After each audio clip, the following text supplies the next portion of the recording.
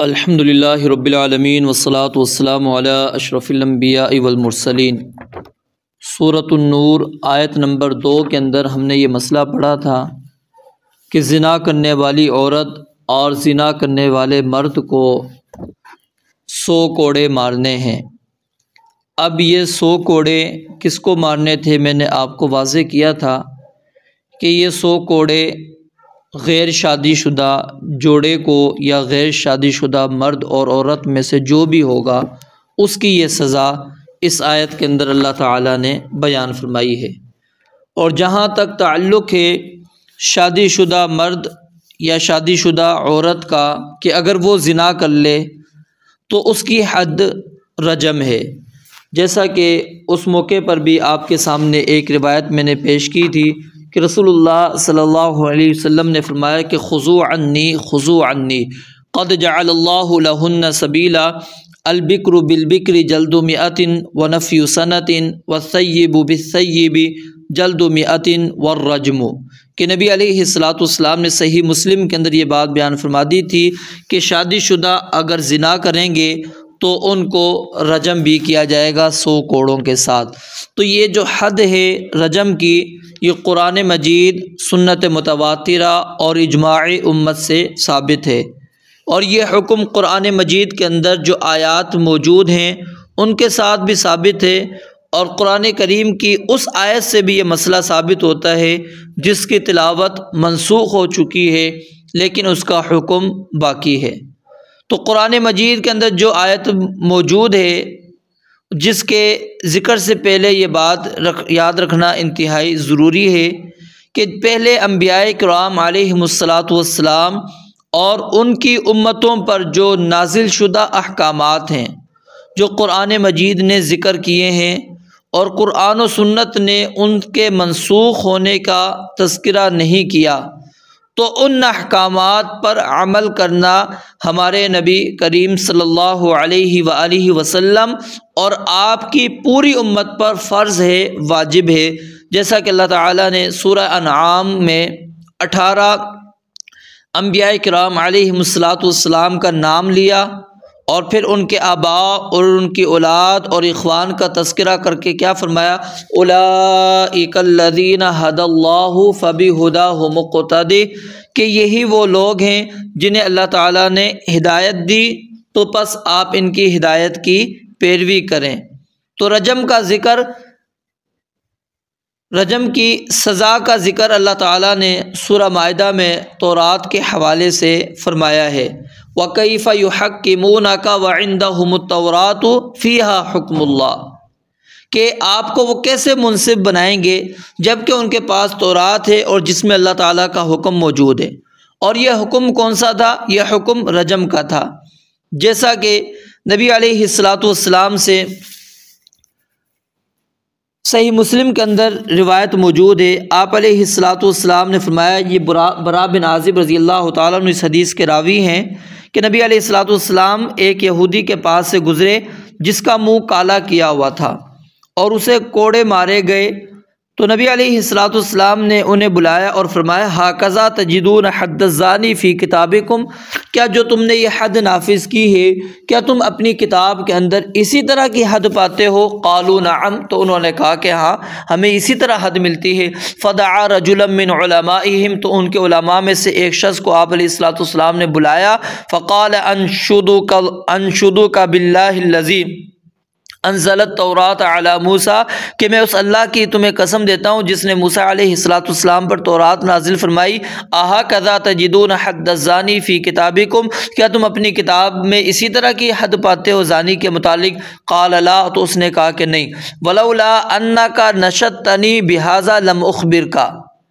اور اس نے کہا کہ اگر آپ نے اللہ کی قسم مجھے نہ دی ہوتی تو میں آپ کو کبھی بھی اس کے بارے میں نہ بتاتا۔ نجدہ الرجم، ہم تو اپنی کتاب میں رجم کو پاتے ہیں، ولکنہ کثر فی اشرافنا، لیکن یہ جرم ہمارے اشراف کے اندر، ہمارے معزز لوگوں کے اندر بہت زیادہ پایا جانے لگا۔ فکنا اذا اخذنا الشریف ترکناہ، جب ہم شریف آدمی کو پکڑتے، معزز آدمی کو پکڑتے تو ہم اس کو چھوڑ دیتے تھے، اور جب کمزور آدمی کو پکڑتے تھے اقمنا علیہ الحد، تو اس کے اوپر حد کو نافذ کر دیا کرتے تھے۔ تو ہم نے کہا تعالوا فلنجتمع علی شیء، تو آؤ ہم بیٹھ کر کوئی ایسے مسئلے پر جمع ہو جاتے ہیں، نقیمہ علی الشریف والوضیع، جو شریف کے اوپر بھی لاگو ہو جائے اور جو کمزور کے اوپر بھی لاگو ہو جائے۔ فجعلنا التحمیم والجلد مکان الرجم، تو ہم نے رجم کی جگہ پر ہم نے یہ سزا رکھ لی کہ آئندہ جو بھی یہ جرم کرے گا، زنا کرے گا، ہم اس کا منہ کالا کر دیں گے اور اس کو کوڑے لگائیں گے، رجم نہیں کریں گے۔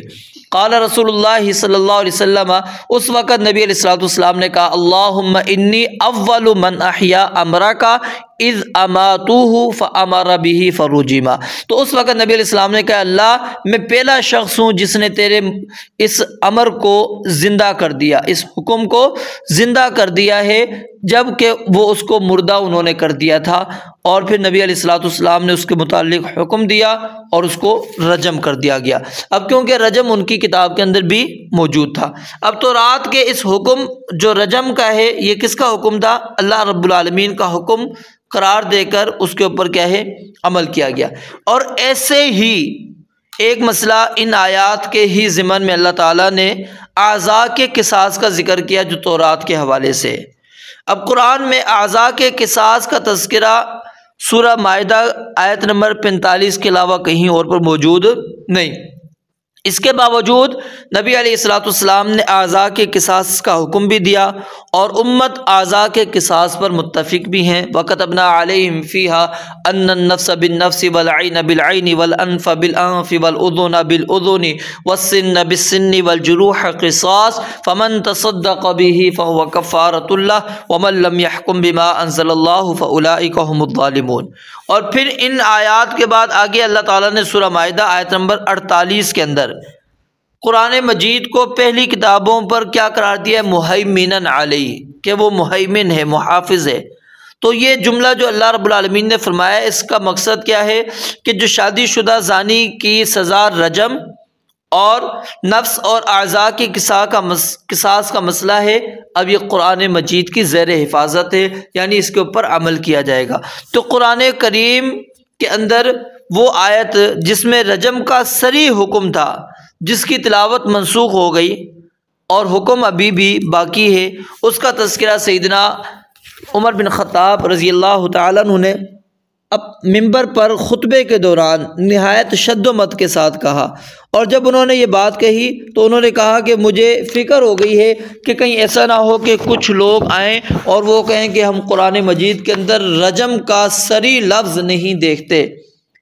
اور وہ آ کر اس کا انکار کر دیں، جیسا کہ اس وقت کے خارجیوں نے انکار کر دیا تھا اور ہمارے زمانے کے جو آزاد خیال لوگ ہیں وہ انہوں نے انکار کر دیا۔ تو اس کے ساتھ ہی انہوں نے پھر رسول اللہ صلی اللہ علیہ وسلم، ابو بکر اور اپنے عمل کا حوالہ بھی دیا، اور یہ خطبہ سیدنا عبداللہ بن عباس رضی اللہ تعالیٰ عنہ نے ان سے روایت کیا، اور وہ کب سیدنا عمر رضی اللہ تعالیٰ عنہ نے بیان کیا تھا؟ جب اپنے آخری حج سے واپس آئے تھے مدینہ میں۔ کیا کہا؟ ان اللہ بعث محمد صلی اللہ علیہ وآلہ وسلم بالحق، کہ اللہ تعالیٰ نے رسول مکرم علیہ الصلوۃ والسلام کو حق دے کر بھیجا ہے، اور آپ پر کتاب نازل فرمائی، تو اللہ تعالیٰ نے آپ پر جو کچھ نازل فرمایا اس میں رجم کی آیت بھی تھی، ہم نے اسے پڑھا، سمجھا اور یاد کر لیا۔ رسول اللہ صلی اللہ علیہ وسلم نے رجم کیا، اور آپ علیہ الصلوۃ والسلام کے بعد ہم نے بھی رجم کیا۔ میں ڈرتا ہوں کہ اگر لوگوں پر ایک لمبا زمانہ گزر گیا تو کوئی کہنے والا کہے گا اللہ کی قسم ہم اللہ کی کتاب میں رجم کو نہیں پاتے، تو وہ اس فریضے کو ترک کرنے کی وجہ سے گمراہ ہو جائیں جو اللہ تعالیٰ نے نازل فرمایا۔ پھر آپ نے فرمایا کہ والرجم فی کتاب اللہ حق، رجم اللہ کی کتاب میں حق ہے، علی من زنا، اس شخص کے متعلق جو زنا کرتا ہے، اذا احسن من الرجال والنساء، اس شخص کے حق میں جو شادی شدہ ہو، مرد ہو یا عورت ہو، اذا قامت البینۃ، جب اس کے اوپر دلیل قائم ہو جائے، او کان الحبل، یا حمل ہو، او الاعتراف، یا خود وہ اعتراف کر لے، تو اس کی وجہ سے اس کے اوپر حد کا نفاذ ہوگا، حد نافذ کی جائے گی۔ رجم کا فیصلہ نبی علیہ الصلوۃ والسلام نے کیا، اور نبی علیہ الصلوۃ والسلام سے کئی احادیث کے اندر رجم منقول ہے، جیسا کہ ماعز اسلمی کا واقعہ ہے، غامدیہ کو رجم کرنے کا واقعہ جو کہ تقریباً ہر حدیث کی کتاب کے اندر موجود ہے۔ پھر اسی طرح وہ آیت میں نے خضوع عنی والی حدیث آپ کے سامنے پیش کی، اس کے اندر موجود ہے۔ پھر اسی طرح نبی علیہ الصلوۃ والسلام کا عمل صحیح بخاری کے اندر موجود ہے۔ ابو ہریرہ رضی اللہ تعالیٰ عنہ بیان فرماتے ہیں، ابو ہریرہ اور زید بن خالد رضی اللہ تعالیٰ عنہ بیان کیا انہوں نے کہ نبی علیہ الصلوۃ والسلام ہمارے پاس موجود تھے کہ ایک آدمی کھڑا ہوا اور وہ کہنے لگا انشودک اللہ الا ما قضیت بیننا بکتاب اللہ، کہ میں آپ کو اللہ کی قسم دیتا ہوں کہ آپ ہمارے درمیان میں اللہ کی کتاب کے ذریعے سے ہی فیصلہ کریں گے، اور کسی اور طریقے سے آپ ہمارے درمیان میں فیصلہ نہیں کریں گے۔ تو اس نے کہا کہ میں آپ کو واقعہ بتلاتا ہوں کیا ہوا۔ کہا کہ میرا بیٹا اس کے ہاں مزدور تھا، اس نے اس کی بیوی کے ساتھ زنا کر لیا، میں نے اس کے بدلے 100 بکریاں اور ایک خادم دے کر اس کی جان چھڑائی۔ پھر میں نے کچھ اہل علم آدمیوں سے اس کے متعلق پوچھا تو انہوں نے بتلایا کہ میرے بیٹے پر 100 کوڑے اور 1 سال کی جلا وطنی ہے، اور اس کی بیوی پر رجم ہے۔ تو نبی علیہ الصلوۃ والسلام نے فرمایا والذی نفسی بیدہ لأقضین بینکما بکتاب اللہ، اللہ کی قسم، اس ذات کی قسم جس کے ہاتھ میں میری جان ہے، میں تمہارے درمیان میں کتاب اللہ سے فیصلہ کروں گا۔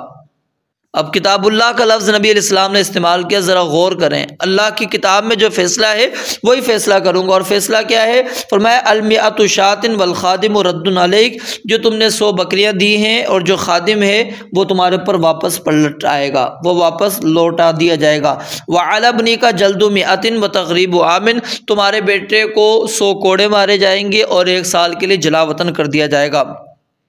پھر آپ نے ایک صحابی تھے انیس رضی اللہ تعالیٰ ان کو کہا وغدو یا انیس علی امرأۃ ھذا، اس عورت کے علی امرأۃ ھذا، اس عورت کے پاس چلے جاؤ جس کے متعلق کہا جا رہا ہے کہ اس کے ساتھ اس نے بدکاری کی۔ فإن اعترفت، اگر وہ اعتراف کر لیتی ہے،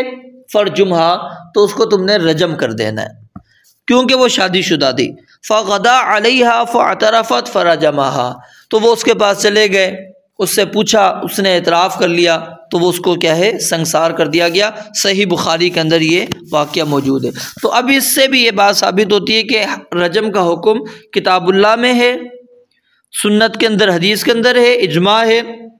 خود نبی علیہ الصلوۃ والسلام نے ان حدود کا نفاذ کیا، صحابہ کرام نے کیا، ابو بکر اور عمر رضی اللہ تعالیٰ نے کیا، اور سیدنا عمر کے خطبے میں یہ واضح ہو گیا کہ کئی لوگ یہ کہہ کر کہ جی ہمیں تو قرآن مجید کے اندر رجم کی کوئی آیت ملتی نہیں ہے، لہٰذا یہ وحشیانہ سزا ہے، ہم اس کو نہیں مانیں گے۔ کہا کہ میں اس لیے تمہارے سامنے اس چیز کو بیان کر رہا ہوں۔ اب امت مسلمہ میں سے کچھ لوگ ایسے ہیں جنہوں نے رجم کا انکار کر دیا، بعض نے کوڑوں اور رجم بلکہ تمام حدود ہی کو وحشیانہ سزائے قرار دے کر ان کا انکار کر دیا ہے، اور ایسے لوگ جو ہیں امت مسلمہ کے بدترین منافق ہیں، یعنی مسلمانوں میں وہ داخل ہیں مسلمانوں کا لبادہ اوڑھ کے، لیکن در حقیقت کیا ہیں؟ وہ منافقین ہیں جو اللہ اور اس کے رسول علیہ الصلوۃ والسلام کے احکامات کو وحشیانہ قرار دیتے ہیں۔ تو ظاہر ہے یہ بات وہی کر سکتا ہے جس نے اسلام کا لبادہ اوڑھا ہوا ہو، جو اسلام کا لبادہ اوڑھ کر مسلمانوں کے اندر شامل ہوا ہو اور کفر کی نمائندگی کر رکھا ہو، اور جب مسلمانوں کو ان کے نفاق کا علم ہو جاتا ہے تو وہ اپنے آپ کو بچا لیتے ہیں اس سے، وہ اسلام کو ان کی وجہ سے پھر نقصان نہیں ہونے دیتے، اور اللہ تعالیٰ کی حدود کو اصل نقصان ان لوگوں نے پہنچایا، اور اسی طرح ان ہم نواؤں نے بھی جو برسر اقتدار ہونے کی وجہ سے اللہ تعالیٰ کی حدود کو انہوں نے بالکل معطل کر دیا، جنہوں نے اللہ تعالیٰ کی حدود کا انکار تو نہیں کیا اور نہ ہی انہوں نے یہ کہا کہ جی زانی جو کنوارا ہے اس کے لیے کوڑے اور جو شادی شدہ ہے اس کے لیے رجم، اس کا انکار نہیں کیا، بلکہ اس کے لیے ایسے ہیلے ایجاد کر لیے ہیں کہ جس سے کسی زانی پر، وہ چاہے کنوارا ہے یا شادی شدہ ہے، حد نافذ کرنا تقریباً ناممکن ہو گیا ہے۔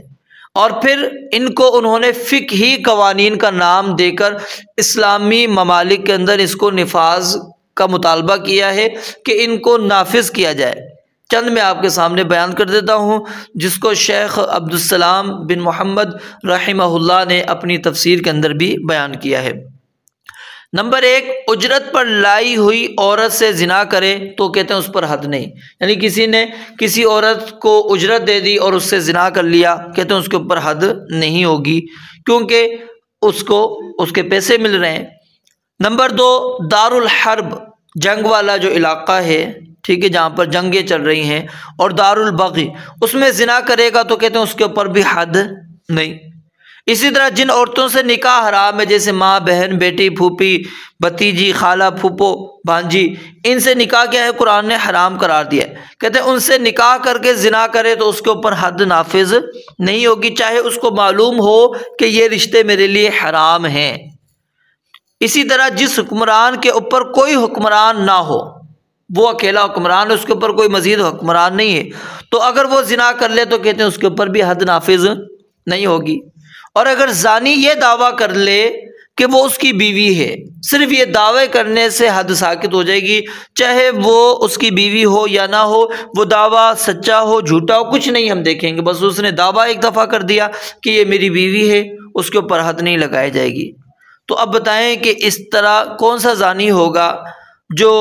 جھوٹا دعویٰ نہیں کرے گا؟ وہ جھوٹا دعویٰ کر کے اپنی جان کو بچا سکتا ہے۔ تو اس طرح کے ہیلے نکال دیے گئے جس سے اسلامی احکامات کو معطل کر دیا جائے۔ تو یہ سزا اللہ رب العالمین نے رکھ دی ہے، جو کنوارے ہیں اگر وہ زنا کریں گے، مرد عورت ہوں یا مرد ہے صرف یا عورت ہے، جو بھی ہے، ان میں سے ہر ایک کو کیا ہے 100 کوڑے لگیں گے، اور جو شادی شدہ ہوگا اس کو رجم کیا جائے گا، اور یہ رجم حق ہے، کوئی اسلامی شرعی حد وحشیانہ نہیں ہے۔ اور ان کے نفاذ کے اندر وَلَا تَأْخُذْكُمْ بِهِمَا رَأْفَةٌ، کسی قسم کی کوئی نرمی رکاوٹ نہ آئے کہ تم حدود اللہ کا نفاذ ہی بالکل معطل کر دو، اس کو ترک کر دو، چھوڑ دو، نہیں، بلکہ اس حد کو نافذ کرنا ہے۔ رب العالمین سے دعا ہے اللہ تعالیٰ سمجھنے عمل کرنے کی توفیق عطا فرمائے۔